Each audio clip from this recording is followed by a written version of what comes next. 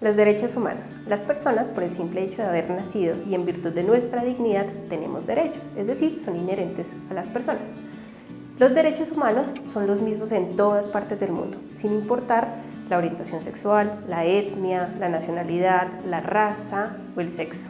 La concepción de derechos humanos es un concepto netamente histórico. Originalmente, las personas tenían derechos por pertenecer a un grupo, por ejemplo, una familia o una clase social. Remitámonos un poco a los antecedentes históricos. Vamos a la historia de Ciro el Grande, quien luego de liberar la gran ciudad de Babilonia, liberó a los esclavos y permitió que las personas pudieran ejercer sus propias creencias religiosas. ¿Y cómo sabemos sobre esta historia? Pues bien, hay un instrumento llamado el cilindro de Ciro, y este puede ser considerado como el primer instrumento de derechos humanos. Luego de este hecho, rápidamente la idea de derechos humanos se empezó a difundir por India, por Grecia, por Roma. Pero más recientemente podemos encontrar fuentes jurídicas expuestas en documentos como los que tengo aquí.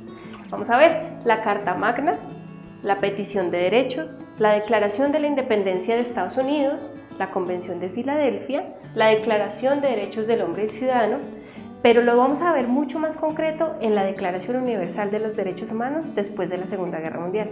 Tal como conocemos los derechos humanos hoy, fueron una reacción frente a las barbaridades que sufrió la humanidad durante el siglo XX. Y bueno, ¿dónde están expuestos estos derechos humanos? El primer ejemplo es la Declaración Universal de los Derechos Humanos, pero además tenemos otros instrumentos internacionales como son los pactos, los tratados, los protocolos y las convenciones. Acá presento algunos ejemplos. El primero de ellos es la Convención de los Derechos de los Niños y las Niñas. El segundo, la Convención sobre la eliminación de todas las formas de discriminación contra la mujer. Y el tercero es el Protocolo de Derechos Económicos, Sociales y Culturales. Pero además de todos estos instrumentos internacionales, los estados se comprometieron a incluir en su propio ordenamiento jurídico normas para la promoción y la protección de todos los derechos de las personas en su territorio. Las tres generaciones de los derechos humanos. Los derechos humanos han tenido que atravesar por un largo proceso histórico. Algunos de ellos han sido incluidos en leyes mucho antes que otros, y es que resulta que son las reacciones y fueron aceptados después de largas luchas sociales. Por eso los podemos clasificar en las tres generaciones. La primera de ellas surgió entre el siglo XVIII y el siglo XIX. Acá se buscaba limitar el poder del soberano y la intervención en la vida de todas las personas. Por eso, acá podemos encontrar el derecho a la vida, el derecho a la propiedad, el derecho a la libertad y otros derechos relacionados con el sufragio universal, como es el derecho al voto.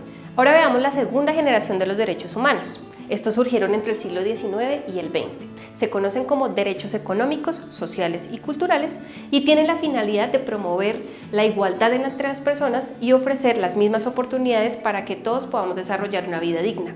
Entre ellos podemos destacar la educación, la salud, el trabajo y una vivienda digna. Ahora veamos los derechos de la tercera generación. Estos se desarrollaron en el siglo XX. Buscan promover la convivencia pacífica y constructiva entre las personas. Por eso podemos encontrar derechos como la paz, el desarrollo y el medio ambiente.